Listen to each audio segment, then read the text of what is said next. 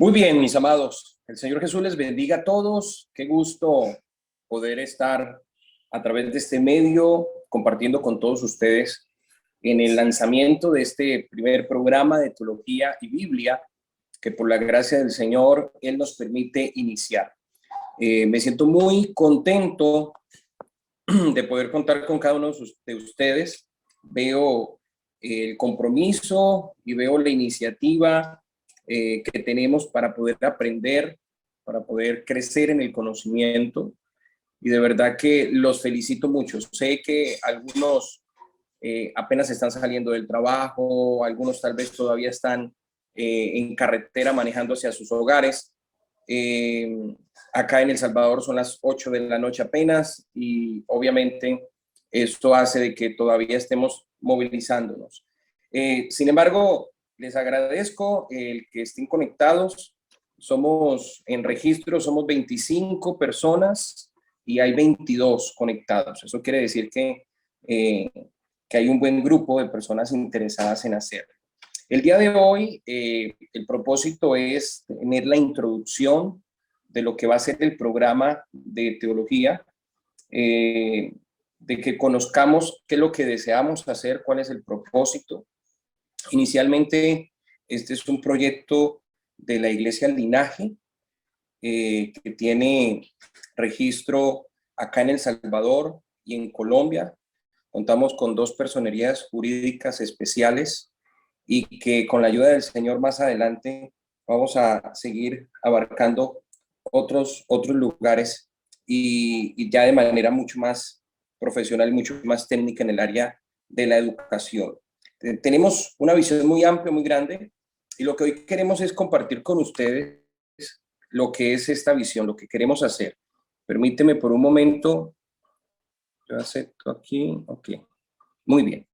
Para iniciar vamos a colocar este proyecto en las manos del Señor, vamos a orar, vamos a darle gracias a Dios por la oportunidad que nos da de estar aquí presentes. Gracias por su vida, gracias por su esfuerzo. Yo sé que no es fácil. Normalmente los programas de estudio empezamos muchos y terminamos pocos, pero Dios permita que este programa lo podamos terminar todos. Ya les explico cómo va a ser la metodología, lo que nos va a ayudar para que estemos siempre motivados a salir adelante con este proyecto. Entonces vamos a orar, vamos a darle gracias a Dios primero por esta gran oportunidad. Amén. Les invito a que inclinemos nuestro rostro y demos gracias a Dios. Bendito Padre Celestial, Dios Todopoderoso. Primeramente, presentarles nuestro proyecto inicial, que tiene que ver con Linaje Fundación. Por la gracia del Señor estamos desarrollando este proyecto de Linaje que inicia acá en El Salvador y que gracias a Dios ya estamos llegando a otros países y hemos organizado con un equipo de trabajo 3 áreas fundamentales de lo que va a ser el proyecto Linaje. El proyecto Linaje tiene Linaje Church, que es la iglesia, Linaje Fundación, que es la que se va a encargar del área social, del área cognitiva, del área educativa, del área de formación. Y también tenemos Linaje Corporación o Linaje Holding, que tiene que ver con el área comercial, la parte financiera. Son las 3 áreas que nosotros queremos manejar. Hoy queremos hablar un poquito de lo que es Linaje Fundación. Ya Linaje Fundación, este es un proyecto que apenas se está desarrollando acá en El Salvador, apenas se está concretando. Usted, si vive en El Salvador y quisiera ser parte, ahora es parte de uno de los programas de Linaje Fundación, pero si quisiera ser parte de la fundación lo puede hacer, solamente es que se comunique con nosotros y le explicamos cómo puede ser parte de Linaje Fundación. Tenemos 2 programas espectaculares, 2 programas especiales. El primero es este, el que ustedes están accediendo el día de hoy, que es Unilinaje Internacional. Unilinaje Internacional es lo que vamos a presentar ahora, pero también tenemos otro programa que es Recrearte. Recrearte es un programa que está desarrollando el hermano Diego Eudor aquí en San Miguel, y que esperamos que en un futuro pueda llegar a otros lugares, que tiene que ver con el arte, con la pintura, tiene que ver con pintar, con dibujar, trabajo con niños y adultos, adolescentes, y a través del arte poder desarrollar capacidades que tienen las personas y también poder compartir la palabra del Señor con cada uno de ellos. En algún momento le vamos a estar presentando este programa para que nos ayuden a orar, para que nos ayuden a pedirle al Señor por este programa. Ya tenemos una escuela física acá en San Miguel. El hermano Diego da capacitaciones de lunes a sábado en esa escuela. Ya hay un grupo de estudiantes, ya hay un grupo de personas que están estudiando pintura y dibujo en Recrearte.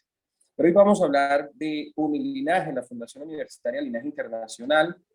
Es una organización sin ánimo de lucro con principios cristianos fundamentados en la palabra de Dios, que nace para convertirse en un ente de transformación social a través de la educación como base fundamental del desarrollo integral de nuestras comunidades.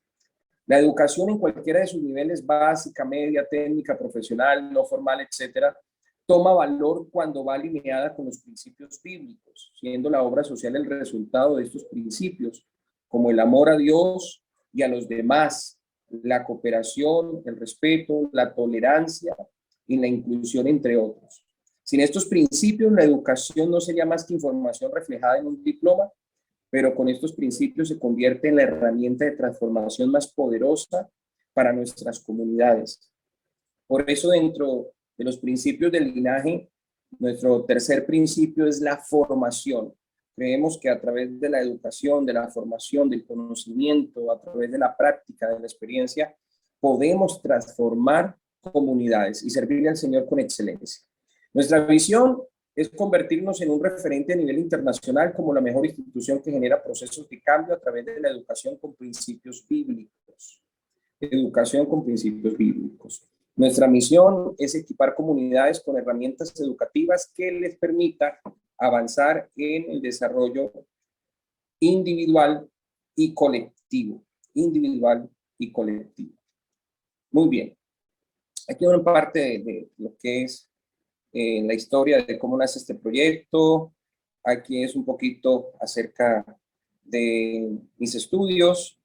En algún momento lo vamos a ver. Y esta es la oferta académica. Pero lo que nos compete es lo que vamos a iniciar el día de hoy, que tiene que ver con el programa de Teología General, que va a ser virtual por Zoom, pero esperamos que en algún momento podamos hacer algunos seminarios presenciales, aunque sabemos que pues hay participantes de diferentes países. Tenemos personas de Costa Rica, personas de Colombia, personas de acá de El Salvador, personas de México también están conectadas el día de hoy. Entonces, queremos aprovechar la tecnología, queremos aprovechar estos avances tecnológicos para que nosotros podamos llegar a todas partes con este proyecto. El primer semestre, que es el semestre que vamos a iniciar el día de hoy, vamos a iniciar con Pedagogía 1, con Ética Cristiana, con Servicio a Dios, con Introducción a la Biblia, con Técnicas de Estudio, con Introducción a la Teología 1 y Doctrina 1, que es Soteriología. Vamos a ver esa principal doctrina. Sin embargo, también vamos a tener oportunidad de hacer algunas profundizaciones en énfasis pastoral o liderazgo ya eclesial. Entonces vamos a ver Pedagogía 2, o sea, es un poquito más profundo el tema de la pedagogía, la administración pastoral, ética pastoral, hermenéutica y exégesis bíblica, jurisprudencia eclesial, apologética, doctrinas como amartología, la gracia, el evangelio, la fe, el arrepentimiento, la conversión, entre otras. Este va a ser el programa académico, y encontramos aquí en este programa que iniciamos el día de hoy, 28, con inicio del programa, técnicas de estudio, lo vemos el próximo lunes, luego viene otra vez técnicas de estudio. Aquí tenemos Pedagogía 1, pero la vamos a intercalar con Ética Cristiana. El 21 y 28 sería Ética Cristiana. Esto lo vamos a corregir, lo vamos a enviar al grupo. Y el 4 y 11 sería Pedagogía 1. Luego vamos a ver Introducción a la Biblia, Introducción a la Teología, nuevamente vamos a ver Introducción a la Biblia, Introducción a la Teología y Soteriología. Ya después vamos a tener lo que son Introducción a la Práctica de Servicio a Dios, y vamos a ver alguna profundización en hermenéutica y exégesis. Y por último, pues algunos estudiantes van a tener la oportunidad de exponer algunos temas. El objetivo es que podamos aprender y ser multiplicadores, obviamente, ¿no? Bien, quiero presentarles los facilitadores del programa de pregrado en Teología y Biblia. Ahora les voy a dar la palabra a ellos también. Está aquí el hermano Diego Eudor, él es técnico en Biblia y Teología del Instituto Bíblico Pentecostal en Colombia. Es Coach Life, egresado de Leones Coaching, es Master Coach Ontológico de la Confederación Mundial de Coaches. También participó de la ALCE, que es la Asociación Latinoamericana de Coaches Cristianos. Es el director de Recrear, el programa de Linaje Fundación, y él va a impartir técnicas de estudio y pedagogía 1. También está el pastor Edgar Cruz, el licenciado en Teología de la Universidad Evangélica de El Salvador, es egresado del Instituto Pentecostal Nueva Vida, tiene 20 años de experiencia ministerial, es el actual pastor del Linaje en San Salvador, y él va a impartir materias como Introducción a la Biblia, Introducción a la Teología, y también está el psicólogo Gustavo Muñoz, él es egresado de la Universidad Abierta y a Distancia UNAT de Colombia, es técnico en Biblia y Teología del Instituto Bíblico Pentecostal, aparte de ser un evangelista que conozco ya hace más de 15 años, que lo conozco, y él va a impartir la materia de ética cristiana. Muy bien, mis amados, este es el programa, lo que vamos a ver en estos primeros 6 meses, pero obviamente tenemos que ser conscientes de que en una hora no vamos a abarcar todo el conocimiento que necesitamos obtener de cada una de estas áreas. Cada semestre va a estar marcado por 9 áreas fundamentales que creemos que todo ser humano, sobre todo cristiano, necesita manejar. Las áreas son el área de pedagogía, está el área humanística, el área ministerial, el área de formación bíblica, el área histórica, el área de formación complementaria, el área de teología y el área de formación doctrinal y las prácticas o pasantías que le llamamos, porque el propósito de hacer este estudio no es solamente que usted se quede con el conocimiento. El propósito de este estudio es de que usted pueda compartir este conocimiento. Entonces, en este momento quiero presentarles y darle la palabra a algunos de los facilitadores que están aquí con nosotros. Presentarle al hermano Diego Eudor, ya la mayoría lo conoce, pero el hermano Diego Eudor está aquí con nosotros, así que le doy la palabra, hermano Diego. Bueno, Dios los bendiga. Creo que emprender este proyecto es un desafío grande para nosotros, y gracias a Dios por ustedes que se suman a esto. Sin ustedes esto no sería posible. Así que vamos a darla toda, vamos a comprometernos. Creo que esa es una de los pilares más importantes cuando se emprende algo, y es comprometerse a llegar hasta el final. Y ese comprometerse implica superar adversidades,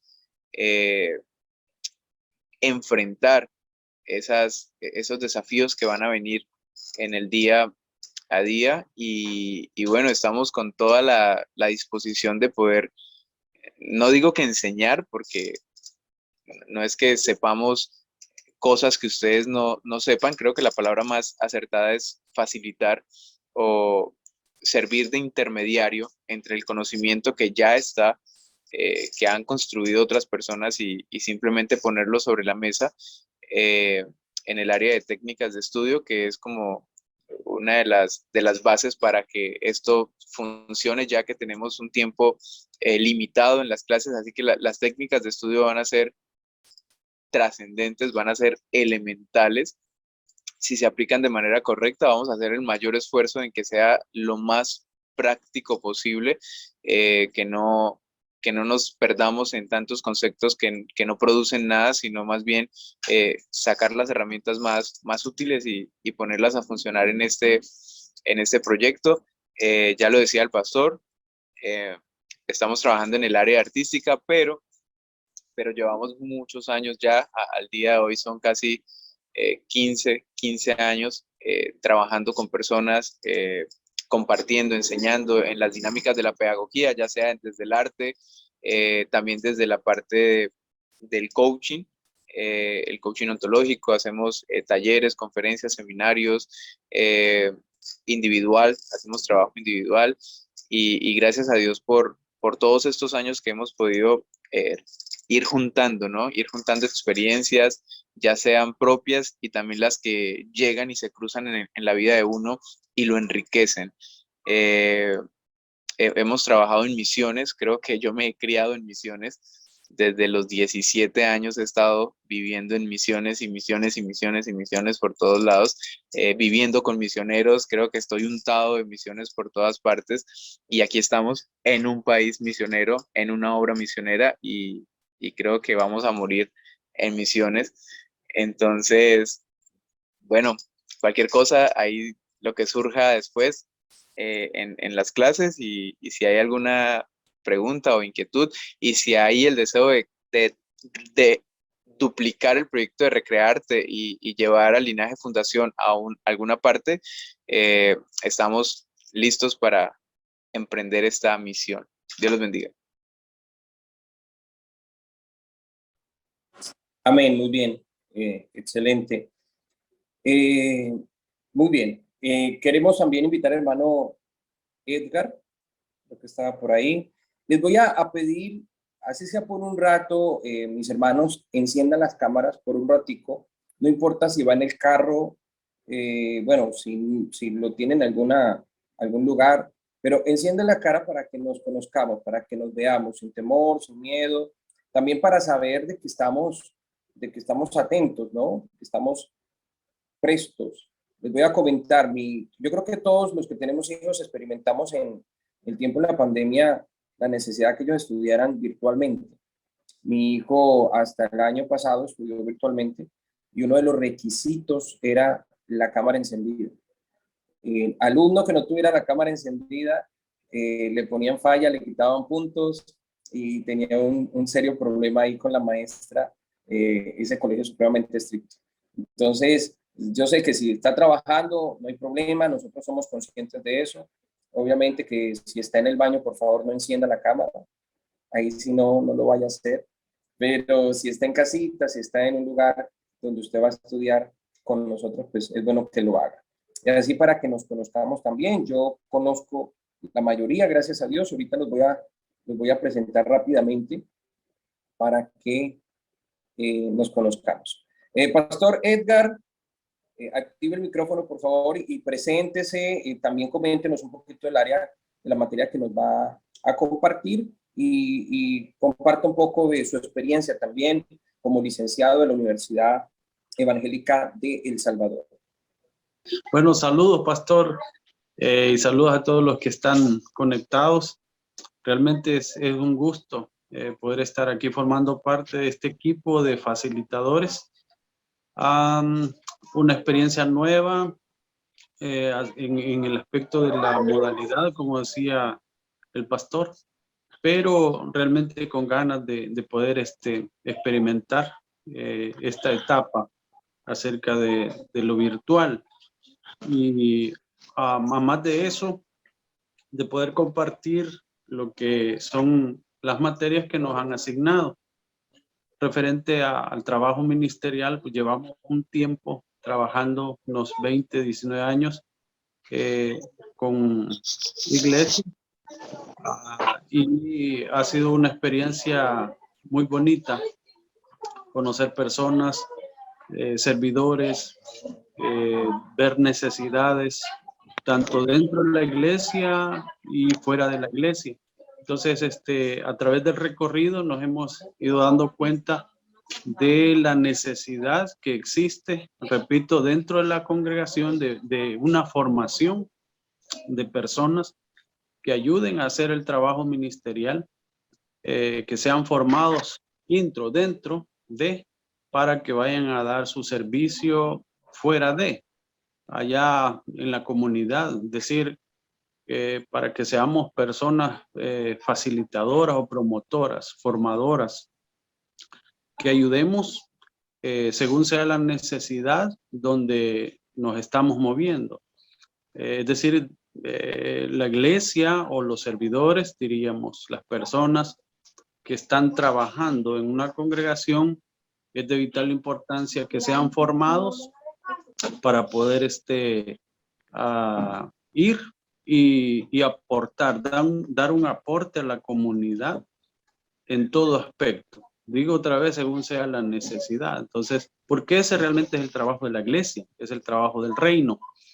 A veces pensamos que la iglesia no se tiene que meter en cuestiones seculares, conocemos tradicionalmente, pero es parte del trabajo de la iglesia, aún sin hacer un proselitismo, es como parte de la labor desinteresada de la iglesia. Entonces, esa y muchas otras necesidades que se detectan en la iglesia, y ante esa necesidad, pues se ve la urgencia de poder formar a las personas que vayan y ayuden a hacer el trabajo fuera.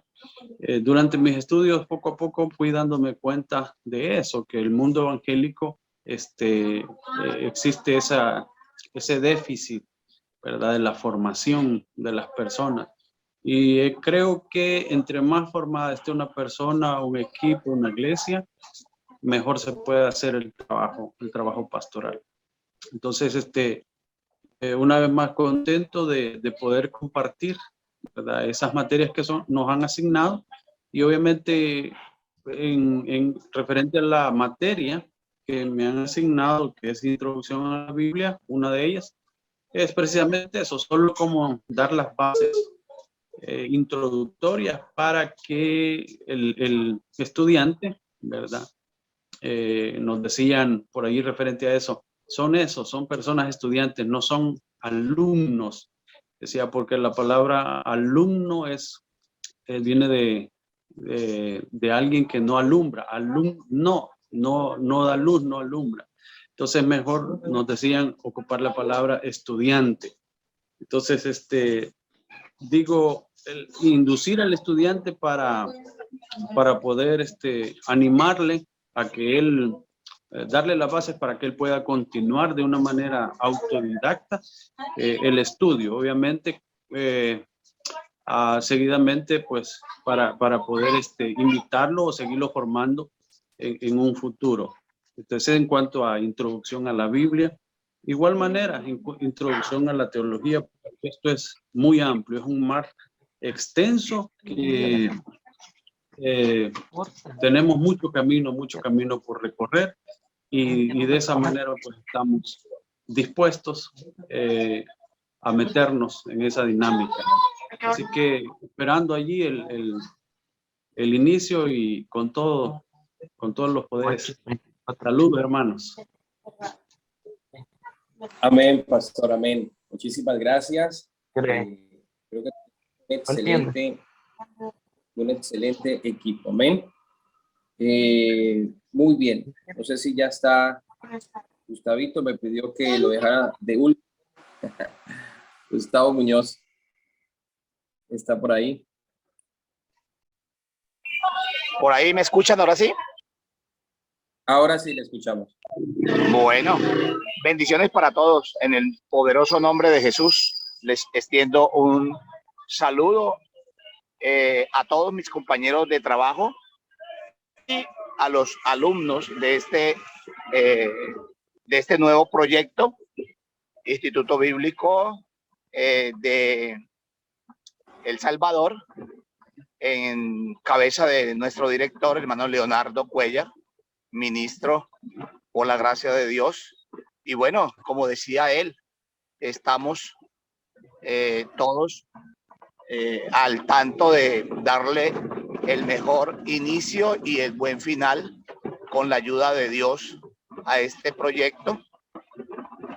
Y bueno, después de saludarles, entonces comentarles que por la gracia de Dios soy psicólogo de profesión y daremos o dictaremos el acompañamiento, el área de lo que tiene que ver con ética cristiana, y estaremos compartiendo estas hermosas experiencias de lo que tiene que ver con nuestra vida cristiana y los valores. Les ruego disculpas, no encendí mi cámara porque estoy laborando en este momento, pero ya tendremos la oportunidad de dar la cara y de poder entonces distinguirles también. Así entonces, en este corto saludo, decirles que estamos para aprender de todos mis compañeros también, y entre todos sacaremos adelante este proyecto precioso de lo que tiene que ver con la teología y Biblia o Instituto Teológico de la ciudad del Salvador. Así que bueno, dejar espacio para que nuestro director, hermano Leonardo, pues continúe presentándonos este proyecto y todas las áreas que, aunque creo que estaba explicando la parte de lo que tiene que ver con todo el proyecto de la fundación como tal, pero habrán otras cosas más que faltarán por escucharlo. Entonces pues vamos a darle espacio a nuestro director que continúe, y ya tendremos la oportunidad nosotros de ampliar en la área que somos un poco fuertes, y sé que será de grande bendición para todos nuestros estudiantes. Y como dije antes, aprenderemos, porque así dice el Señor: oirá el sabio y aumentará el saber. Dios les bendiga a todos. Un fuerte saludo desde acá de Colombia para ustedes, hermanos del Salvador. Amén, amén, mi hermano Gustavo. Muchas gracias. Muchas gracias. Hermano Gustavo se encuentra ahorita laborando, pero le agradecemos el tiempo que saca para poder compartir un poco con nosotros. Como lo mencionábamos, creemos que necesitamos abarcar muchas áreas de formación. Tristemente, pero también gracias a Dios por eso. Es paradójico, pero es triste y también debemos dar gracias a Dios por eso, por lo siguiente. Muchos de nuestros pastores que nos enseñaron la palabra del Señor no tuvieron una formación académica. Y tristemente eso llevó a una serie de interpretaciones bíblicas incoherentes que nos marcaron la vida en el Evangelio. Sin embargo, hay que dar gracias a Dios porque Dios los usó para que nosotros nos interesáramos en conocer más de la Escritura. Mi pastor, por ejemplo, él había hecho, creo que tercero de primaria. Era lo que él había estudiado, tercero de primaria. Sin embargo, fue un varón de Dios que se metió en las Escrituras, creció y aprendió muchísimo. Pero obviamente habían cosas que se le salían de las manos y que lastimaban muchísimo. Entonces, si nosotros hacemos un paralelo, haciendo un análisis así rapidito acerca de los apóstoles, por ejemplo, los discípulos del Señor, nosotros vemos que el Señor primero escoge unos discípulos, los forma durante un tiempo. Ahí se derrumba ya el pensamiento de que no se necesita formación. Lo primero que hizo el Señor Jesús fue formar a sus discípulos, ¿sí? Enseñarles a través de las experiencias vividas día tras día con su maestro. El discípulo era aquel que andaba con su maestro en todo momento, en todo instante, no se le desprendía para nada. Y usted puede ver contextos históricos como el de Eliseo y Elías. Por eso fue que Eliseo recibió el manto de Elías, la autoridad de Elías, que nunca se le desprendía. Un discípulo es alguien que está ahí siempre, dispuesto a aprender de su maestro.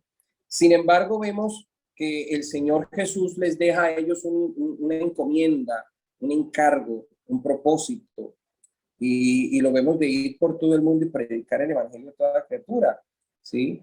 Y dice, y empecemos por Jerusalén, pero luego pasemos a Samaria, luego vayamos a Judea y hasta lo último de la tierra.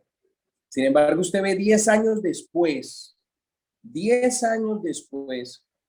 cuando Cornelio se convierte al evangelio, pues realmente ellos no han hecho el trabajo que se les encomendó. O sea, ellos se quedaron solamente en Jerusalén, en Israel, en la comunidad del templo, se quedaron en su situación. Eso lo vamos a ver en contextos históricos.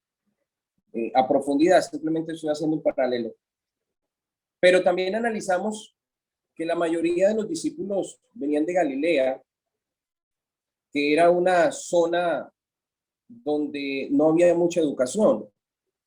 Por eso inclusive cuando llamaban a Jesús el Galileo y llamaron que de Nazaret venía el Mesías, hubo alguien que dijo, y de Nazaret saldrá algo bueno. O sea, porque el contexto histórico era que en Nazaret pues no había gente educada, era gente sin letras, del común, y peor que del común, eran personas que no tenían acceso a la educación normal en ese entonces.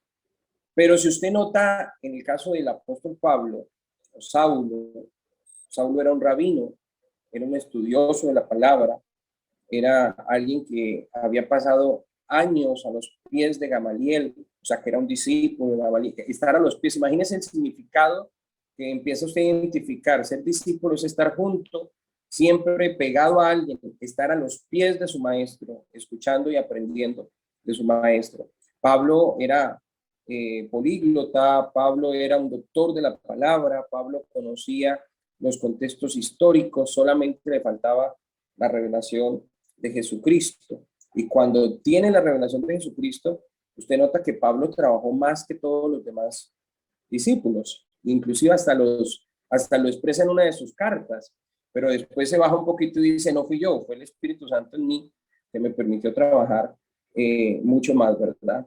Entonces la educación no es mala, tenemos malas interpretaciones de la palabra del Señor, que lo que queremos a través de este programa de teología es que usted que está aquí comprenda la palabra de Dios en el contexto que se necesita tener, porque existen contextos históricos, existen contextos culturales, existen contextos actuales y necesitamos conocerlos. Amén. Necesitamos saber, y cuando leo la escritura, cuando leo un texto bíblico, necesito hacerme unas preguntas hermenéuticas. ¿Quién lo dijo? ¿Cuándo lo dijo? ¿Cómo lo dijo? ¿Por qué lo dijo? ¿A quiénes se lo dijo? ¿Cuál era el contexto histórico? Porque el problema es que usted agarra la Biblia, agarra este libro, y entonces usted cree que el escritor se sentó un día y empezó Génesis y escribió Génesis, y al otro día Éxodo, y luego Deuteronomios, y terminó por allá los, 5 meses, terminó con Apocalipsis, y no fue así. Cada libro, nosotros sabemos y entendemos que la Biblia tiene unas divisiones, eso lo vamos a conocer más a profundidad.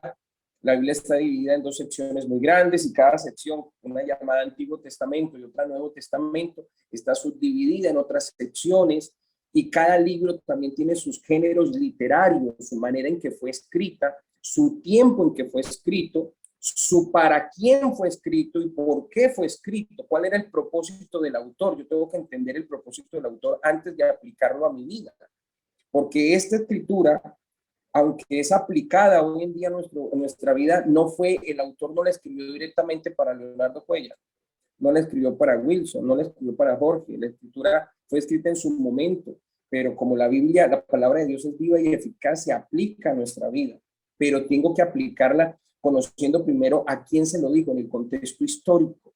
Después de que conozco el contexto histórico, tengo que pasar esa palabra por Cristo, entender a través del contexto del Señor, para luego aplicarlo en el contexto actual, para poder aplicarlo en mi vida. Si no hago eso y lo tomo literalmente, voy a caer en un moralismo o voy a caer simplemente en un legalismo frente a la Escritura. Para hacerme entender un poquito más sobre esto, para que usted vea la importancia de este programa. ¿Usted ha escuchado o ha leído el texto bíblico que se ha mencionado, por ejemplo? Vamos a leerlo, vamos a hacer aquí un ejercicio. Me imagino que usted tiene Biblia ahí en su mano, o por lo menos en el celular. Uno de los requisitos para estudiar teología y Biblia es tener la Biblia. O sea, es una herramienta que la necesitamos tener, y ojalá varias versiones. ¿Ok? Vamos al Evangelio de Juan. Evangelio de Juan, capítulo 10, verso 10.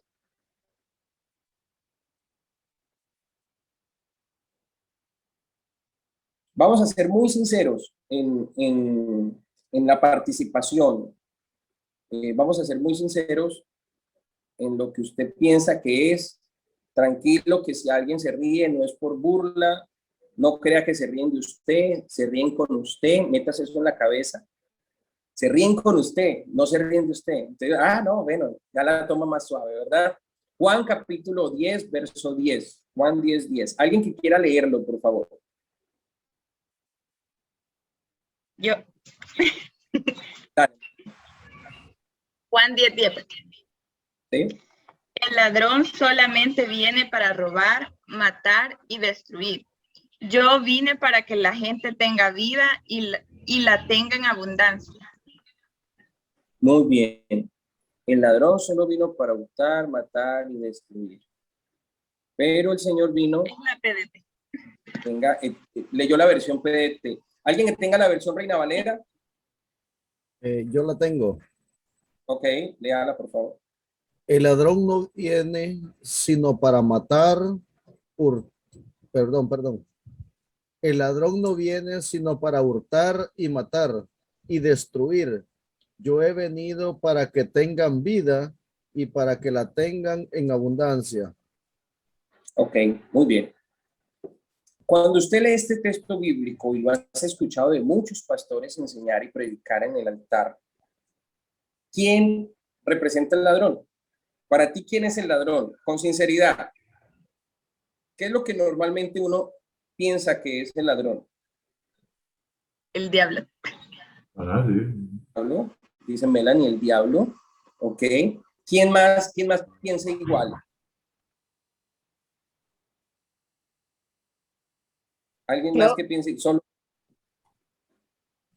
Pues en realidad somos nosotros los seres humanos que nos robamos la paz y la bendición unos con otros. Ok, piensas que es válida la respuesta, no te preocupes. Muy bien. Melanie dice el diablo. Siempre cuando uno dice es que el ladrón vino para robar, matar y destruir, está uno pensando en el diablo, ¿no? En el enemigo de nuestras almas. El hermano Jorge tiene otra respuesta. Dice posiblemente pueden ser los mismos seres humanos o nosotros mismos que nos robamos la paz a nosotros mismos con nuestro mal comportamiento. ¿Alguien más tiene otro pensamiento? Cuando ha leído ese texto bíblico, ¿qué han pensado? Con sinceridad, sin miedo a equivocarse, que aquí estamos es para aprender.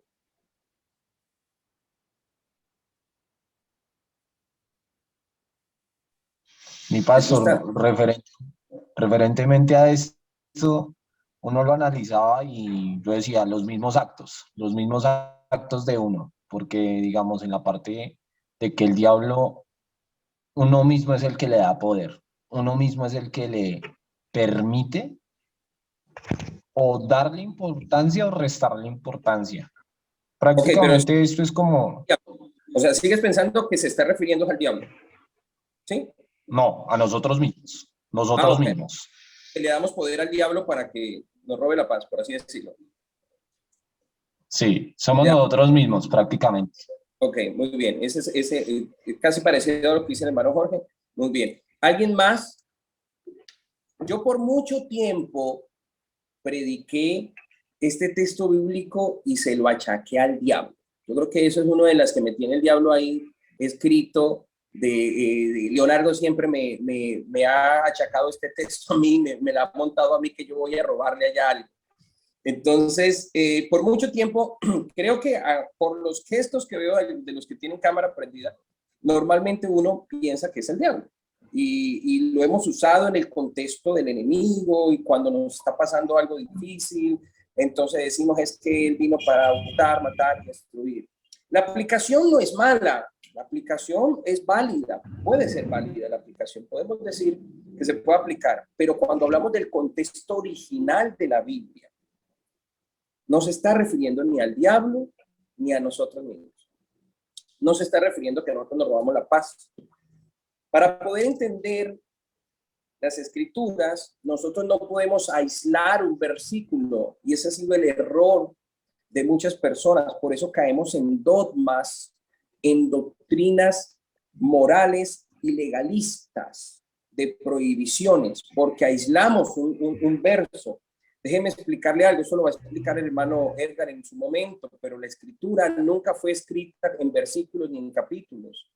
Los capítulos y los versículos fueron colocados tiempo después con el único objetivo de que pudiéramos encontrar rápidamente un texto bíblico y lo pudiéramos estudiar. Eso fue colocado como un sistema de estudio, no fue colocado como añadido a la Biblia, digámoslo, que como para llegar a condenar eso, no, fue simplemente colocado como un sistema de estudio que se quedó así, tal vez nadie lo ha revisado, ni nadie se ha puesto a decir si está bien o está mal, simplemente es un sistema fácil de encontrar un verso, un escrito, un tema dentro de un libro que es muy amplio. Recordemos que la Biblia no fue escrita así como la tenemos nosotros actualmente, habían pergaminos, eso lo van a ver en la introducción a la Biblia y todo eso. Pero la cuestión es que nosotros necesitamos entender el contexto. Si sacamos un verso y lo sacamos de su contexto, podemos convertirlo en un pretexto. Y entonces esos pretextos me generan a mí crear doctrinas o dogmas para dominar a la gente o para manipular a los creyentes. Y entonces tomo un texto bíblico sin su contexto y le puedo dar cualquier aplicación, como en este caso puedo decir que es el diablo, puedo decir que soy yo mismo, puedo decir que es la suegra, puedo decir que, bueno, tantas cosas que le podría hallar. ¿Por qué? Porque aislé el texto bíblico, La mayoría de errores doctrinales de las religiones se dan por aislar los versos, tomar versos sin su contexto. Entonces vamos a leer completo primero el pasaje que está desde el 7 hasta el 21, vamos a leerlo completo, ¿ok? Dice Jesús, el buen pastor, ¿ok? Entonces, ¿alguien que lo quiera leer, por favor?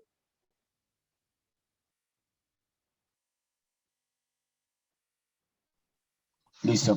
Dice la palabra del Señor. Ok. ¿Va? Dale, Camilo, luego ponemos a Wilson a que nos lea el otro texto. Listo. Jesús les dijo otra vez, les digo la verdad, yo soy la puerta por la que pasa el rebaño. Todos los que vinieron antes de mí son unos ladrones y bandidos. Las ovejas no los escucharon. Yo soy la puerta. Si alguno pasa por mí, se salvará. Podrá entrar y salir y encontrará todo lo que necesita. El ladrón solamente viene para robar, matar y destruir. Yo vine para que la gente tenga vida y la tenga en abundancia. Yo soy el buen pastor. El buen pastor da su vida por las ovejas. El empleado al que le pagan por cuidar las ovejas no es como el pastor. Las ovejas no le pertenecen, así que cuando viene el lobo, abandona las ovejas y se escapa. El lobo las ataca y las dispersa. El empleado huye porque solo le importa que le paguen y no le importan las ovejas. Yo soy el buen pastor, conozco a mis ovejas y ellas me conocen a mí. así como el Padre me conoce a mí y yo lo conozco a él. Yo doy mi vida por las ovejas. También tengo otras ovejas que no son de este rebaño y debo traerlas a ellas también. Ellas escucharán mi voz y habrá un solo rebaño y un solo pastor. El Padre me ama porque doy mi vida para volver a tenerla. Nadie me quita la vida, sino que la doy libremente. Tengo el derecho de darla y de recibirla de nuevo. Eso es lo que me ordenó mi Padre. Nuevamente los judíos no estaban de acuerdo entre ellos por lo que decía Jesús. La mayoría decía, tiene un demonio y está loco. ¿Por qué lo escuchan? Ok. Otros decían, un hombre, ¿más adelante o hasta ahí? Vas en el 21. Voy para el Pero en el 21. 21. Listo. Otros decían, un hombre que tiene un demonio no dice estas cosas. Un demonio no puede darle la vista a un ciego. Muy bien, muy bien. El contexto en el que vemos nosotros aquí es una conversación que tiene el Señor Jesús, ¿verdad? Por algo que sucedió. ¿Qué fue lo que sucedió? ¿Por qué cree usted qué cree usted que es lo que están diciendo? ¿Qué es lo que lo están interrogando o qué es lo que está pasando? ¿Cuál cree usted que es el contexto? ¿Qué fue lo que sucedió?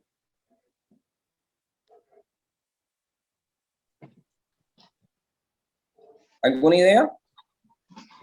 Creo yo que son un ciego porque al final habla de eso. Muy bien, excelente, muy bien. Ahí nos está dando una luz de algo que sucedió, ¿no? Todo el contexto radica al final en esas palabras. ¿Puede acaso el demonio abrir los ojos de los ciegos?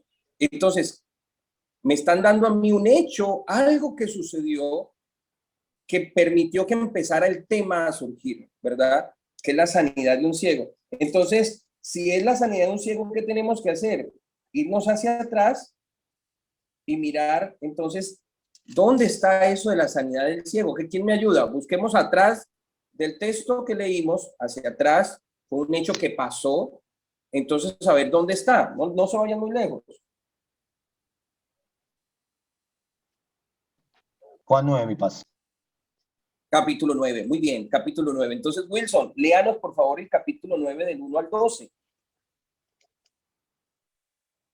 Ok, buenas noches, bendiciones a todos. ¿Me dice el 9 del 1 al 12? Sí. Ok. Jesús sana, la PDT, Jesús sana a un hombre que nació ciego. Una vez Jesús estaba caminando y vio a un hombre que era ciego de nacimiento. Sus seguidores le preguntaron, Maestro, este hombre nació ciego, ¿quién pecó, él o sus padres? Jesús le respondió, no es que hayan pecado ni él ni sus padres. Este hombre nació ciego para que en él se muestren las grandes cosas que Dios puede hacer. Durante el día debemos hacer el trabajo del que me envió, porque cuando viene la noche nadie puede trabajar. Mientras esté en el mundo, yo soy la luz del mundo. Después de decir esto, Jesús escupió en el suelo, hizo barro con la saliva y se la puso en los ojos al ciego y le dijo, ve a lavarte al estanque de Siloé, que significa enviado.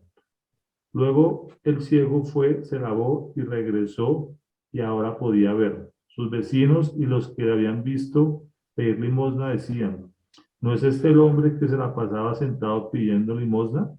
Algunos dijeron, sí, es él. Otros dijeron, no, no es él. Solo se les parece. Pero él mismo decía, sí, soy yo.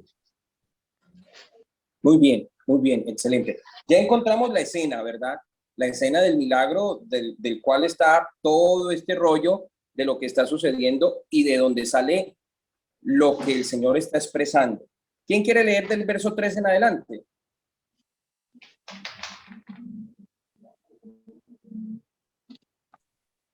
Yo tengo la versión Reina Valera. Ok.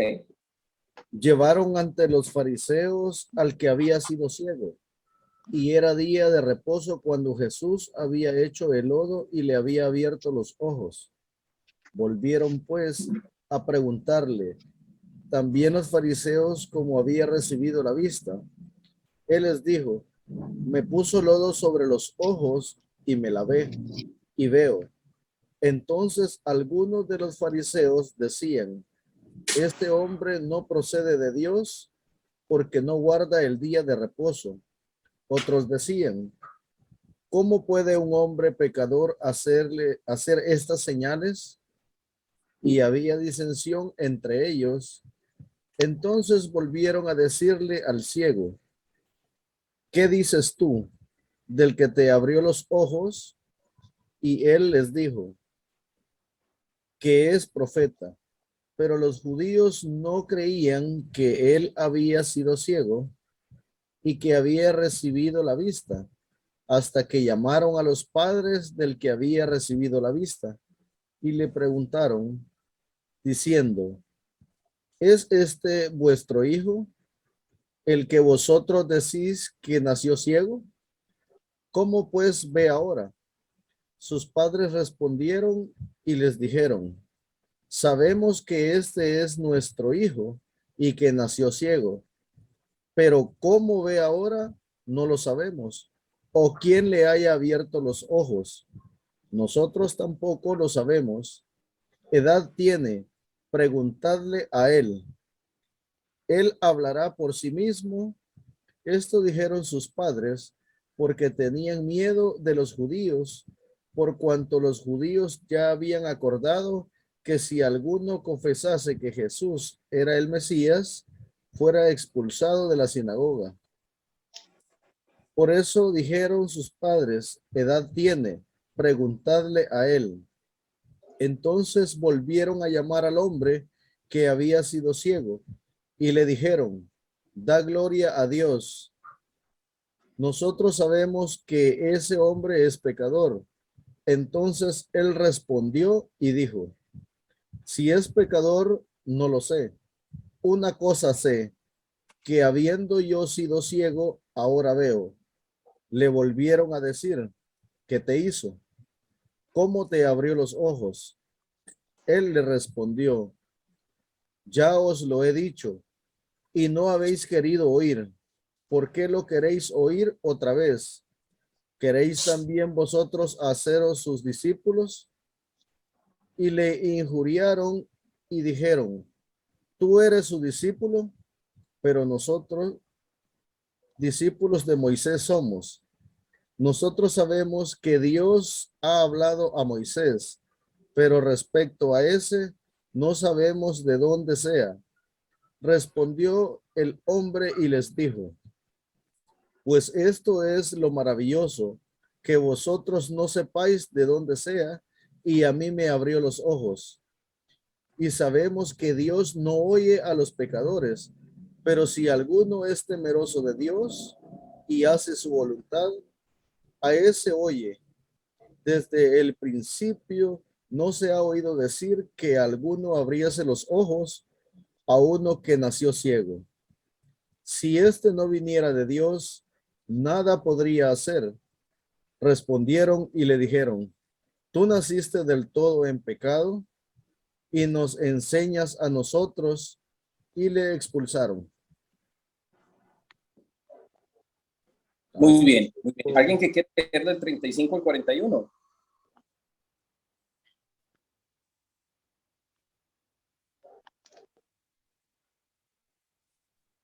¿Yo? Muy bien. Jesús oyó que lo habían expulsado. Jesús oyó que lo habían expulsado, así que cuando lo encontró, le dijo, ¿tú crees en el Hijo del Hombre? El hombre le contestó, Señor, ¿y quién es él? Dímelo para que así yo crea en él. Jesús le dijo, tú ya lo has visto, ese soy yo con quien estás hablando. El hombre se arrodilló delante de él y le dijo, creo, Señor. Entonces Jesús dijo, he venido para que se haga justicia, para que los ciegos vean y para que los que ven se queden ciegos. Algunos fariseos estaban con él, oyeron esto y le dijeron, ¿qué estás diciendo? ¿Que nosotros también somos ciegos? Jesús le dijo, si ustedes realmente fueran ciegos, no serían culpables de su pecado, pero como dicen que pueden ver, siguen siendo culpables. Muy bien. Capítulo 10. De cierto os digo, el que no entra por la puerta en el del redil de las ovejas, sino que sube por otra parte, es el ladrón y salteador.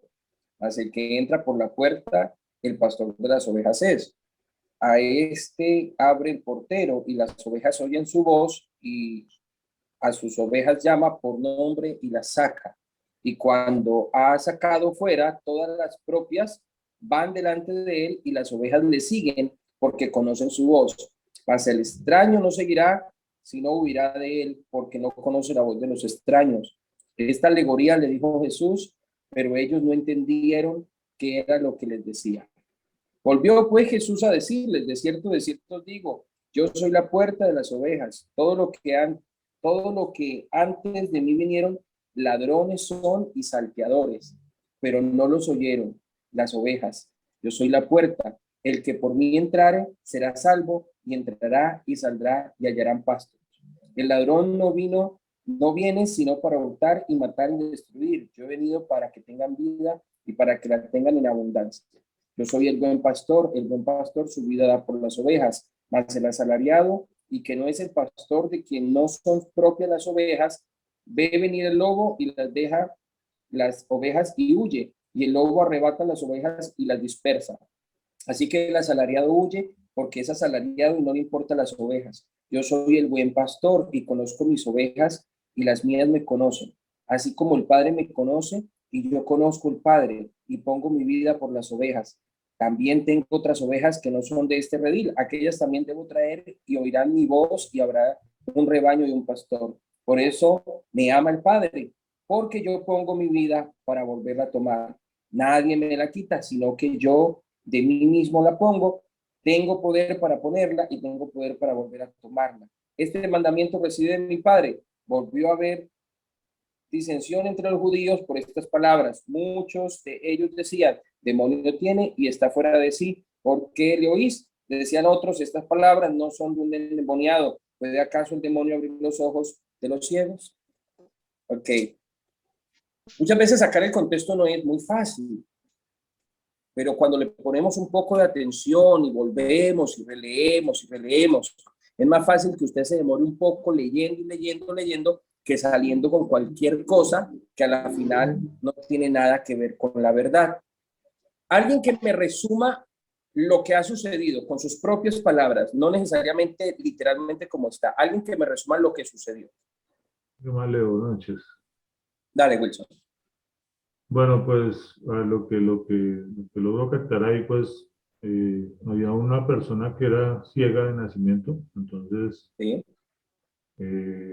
bueno, Jesús hace el milagro, le abre los ojos, entonces, pues, según el contexto, pues los fariseos siempre iban, pues, detrás de Jesús buscando como argumentos para poder acusarle. Entonces, viendo eso, fueron ante los padres del muchacho, de la persona que estaba ahí, y fueron a corroborar si realmente era real o era una artimaña o era no sé, algo planeado. Entonces preguntaron y se cercioraron que realmente él era ciego de nacimiento.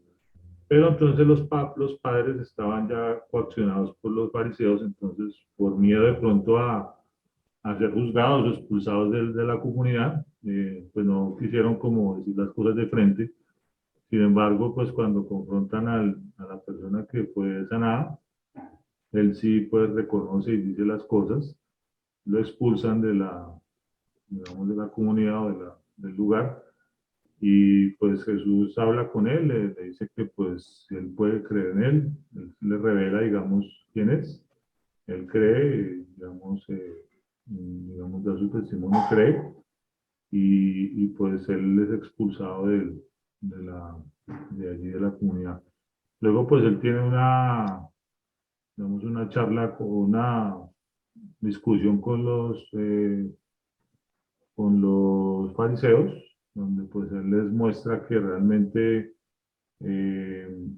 pues él es el pastor, ¿no? Digamos que es donde se revela que es el pastor, muestra realmente quién es y pues da a entender que de pronto los falsos profetas o las personas que lideran la iglesia y llevan a las personas por el camino equivocado, tal vez entiendo que son a los que él se refiere, ¿no? Como los ladrones, ¿no? Y dando a entender que pues que él es la puerta del camino verdadero dado por Dios, ¿no? Más o menos lo que contemplo ahí. Excelente, excelente, excelente. Vamos por muy buen camino. Yo creo que ya estamos viendo luces de realmente a qué se refiere con quién es el ladrón que vino para hurtar, matar y destruir. Creo que vamos por muy buen camino. Cuando usted lea un texto bíblico, necesita analizarlo en todo su contexto. No lo aísle. Léase el capítulo anterior. Si puede, léase el capítulo siguiente también. A veces el contexto no está atrás, sino que está adelante. Entonces es bueno leerlo completo. Luego saquemos una lista de personajes. Después de que lo has leído, haga un resumen, una síntesis, como lo acaba de hacer Wilson, de lo que usted acaba de leer, pero hágalo con sus propias palabras. Entonces saca su resumen. Después de tener su síntesis, saque una lista de personajes. ¿Qué tal si sacamos una lista de personajes ahí entre todos? ¿Ok? ¿Qué personajes encontramos en lo que hemos leído, el capítulo 9 y capítulo 10? Personaje número 1. Jesús. El ciego. El ciego. Jesús. El fariseo. Los fariseos. Los papás del ciego. Los padres del ciego, muy bien. Los padres del ciego, muy bien. Esos son los personajes que aparecen en ese lugar. Hay una situación. Los fariseos son aquellos que pertenecen a un grupo religioso, a la religión del momento. Tenemos que entender quiénes son los fariseos. Hay que investigar entonces qué es ser fariseo, porque nosotros en el contexto actual un fariseo es un tráfuga simplemente, ¿no? Alguien que no es de confianza. Entonces uno dice, uy, este man sí es fariseo porque le dije algo y fui y me traicionó con lo que le dije o algo así, pero es un contexto aislado a lo que era en el momento. Un fariseo en el momento del primer siglo, en este instante que estamos leyendo, era un religioso que tenía unas características interesantes que las podríamos analizar. ¿Qué recuerdan ustedes de los fariseos? ¿Cómo eran los fariseos? ¿Alguien que recuerde algo? Los fariseos eran personas instruidas, capacitadas en este caso, en el Pentateuco o la Torá, que es lo que los regía en ese momento. Que eran como los teólogos de la época en sí. Muy bien, excelente. ¿Qué otras características? Tenían la parte de que para ellos era válido única y exclusivamente la ley de Moisés. Ok, muy bien. Gracias, Camilo. ¿Alguien más? ¿Pero qué características tenían estos religiosos de ese momento? Una de las cosas que dijo Juan el Bautista cuando los confrontó en el río Jordán, decía que ellos se dejaban llevar mucho por su forma de vestir y que ellos a todo lugar al que iban con sus vestimentas ostentosas, sus vestimentas de culto, con el simple hecho, con el simple fin de ser vistos y de ser reconocidos como tales, como fariseos, con su vestimenta. Muy bien, excelente. Entonces, aquí, ¿qué cree que es lo que estamos haciendo? Alguien que me diga qué es lo que estamos haciendo ahorita conociendo esto. ¿Qué cree que estamos sacando al conocer cómo eran los fariseos? ¿Qué es lo que estamos haciendo? Eso estamos tratando de entender el comportamiento de ellos. ¿Y qué sería eso? En lo poco que yo entiendo, los fariseos en aquel entonces se dedicaban prácticamente a juzgar a las personas y que solamente lo que ellos leían y decían era válido. Ok, muy bien. Si yo digo, por ejemplo, una de las características del salvadoreño es que le gusta siempre cenar con pupusas. Estoy hablando de qué, de los salvadoreños. ¿De qué estoy hablando? tratando de identificar a estos personajes. Ok. Estamos tratando de identificar a estos personajes para ubicarnos en el contexto, en el Contexto. momento. ¿Qué tipo de contexto sería, Pedrito? ¿Qué tipo de contexto? Pudiera ser el contexto religioso o de las costumbres, el contexto social de esa época. Sería histórico-cultural. Ajá, Un contexto correcto. cultural lo que estamos haciendo. Porque yo necesito conocer el contexto histórico-cultural de ese momento en que se escribió el texto bíblico. Excelente, me gusta que están muy atentos a lo que estamos haciendo. Entonces vemos que los fariseos eran los religiosos del momento. Los religiosos de ese instante eran aquellos que vestían de una manera ostentosa, nos cuenta Josh, y una persona eran con unas vestimentas de super santidad, les gustaba que los vieran en las plazas públicas y que los tomaran como su santidad, les gustaba que le dijeran rabino, les gustaba que le dijeran maestro, les gustaba tener los mejores lugares. ¿Cómo conozco esto? Pues leyendo contextos de los fariseos, necesito conocer un poco sobre los fariseos, ¿verdad? Entonces dice que les gustaban las primeras sillas en la sinagoga, que eran los que se la pasaban discutiendo en las plazas la palabra de Dios, eran súper apologistas con la escritura. Camilo nos dice, defendían mucho la Torá, solamente lo que decía la Torá, etcétera, etcétera. ¿Conocen religiosos así? En el contexto actual, ¿conocen ese tipo de religiosos? De esas, La mayoría. ¿Cómo, Wilson? Claro, sí, claro, se ven muchos, sí. O sea que en el contexto, esos fariseos vienen siendo los religiosos.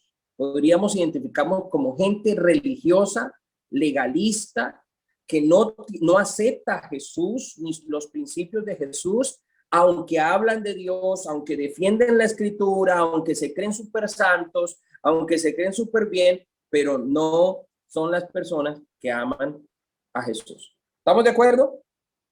Ok.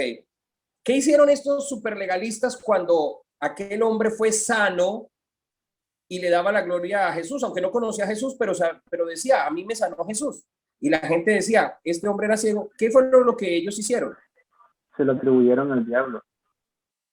Hablaron mal del nuevo predicador que estaba en el momento. Era competencia para ellos, porque ellos eran los predicadores del momento. Ahorita hay un predicador nuevo, que es Jesús, y era la competencia. Entonces empezaron a hablar mal, ¿no? A decirles, este es del diablo, este no sigue los conceptos de la Torá, este no sigue los conceptos de nosotros, que somos los rabinos, ¿sí? Este es hijo del diablo. Ok, pero ¿qué hicieron con el ciego?